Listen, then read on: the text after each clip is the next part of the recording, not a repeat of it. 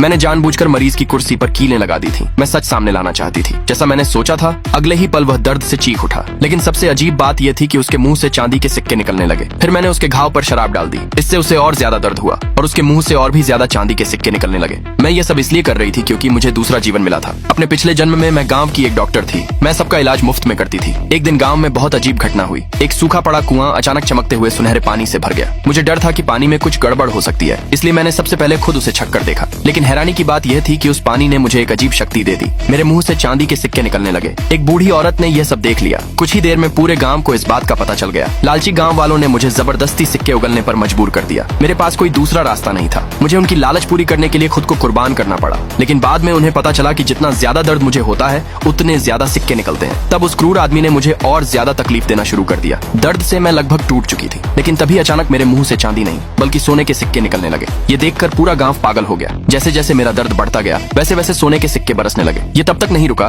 जब तक हर किसी को उसका हिस्सा नहीं मिल गया। लेकिन इंसानों की लालच कभी खत्म नहीं होती। धीरे धीरे मैं पूरे गांव की पैसे छापने वाली मशीन बन गई। उन्होंने मेरी सारी ताकत निचोड़ ली। आखिरकार मेरा शरीर जवाब दे गया। शायद भगवान को मुझ पर दया आ गई थी, क्योंकि मुझे 1 महीना पहले फिर से जीने का मौका मिल गया। इस बार मैंने फैसला किया कि मैं उन सबको उनकी करतूतों की सजा दूंगी। वही क्रूर बूढ़ी औरत फिर मेरे पास आई और बोली कि कुएं में कुछ अजीब हुआ है। लेकिन इस बार मैं तैयार थी। मैं चाहती थी कि पिछले जन्म वाला सबसे निर्दयी आदमी उस कुएं का पानी पिए। शुरुआत में उसे कुछ अजीब महसूस नहीं हुआ। फिर मैंने खुशी खुशी घोषणा की कि मैं पूरे गांव का मुफ्त स्वास्थ्य परीक्षण करूंगी। कुछ ही देर में मेरी क्लिनिक के बाहर लोगों की भीड़ लग गई। वह क्रूर आदमी जाकर उसी खास कुर्सी पर बैठ गया जिसे मैंने उसके लिए तैयार किया था। अगले ही पल वह दर्द से चीख उठा और उसके मुंह से चांदी के सिक्के निकलने लगे। अब वह बिल्कुल वैसा ही बन चुका था जैसी मैं पिछले जन्म में थी। वह पूरे गांव की नई चांदी के सिक्के उगलने वाली मशीन बन गया। अगले भाग के लिए नीचे कमेंट में यस लिखे।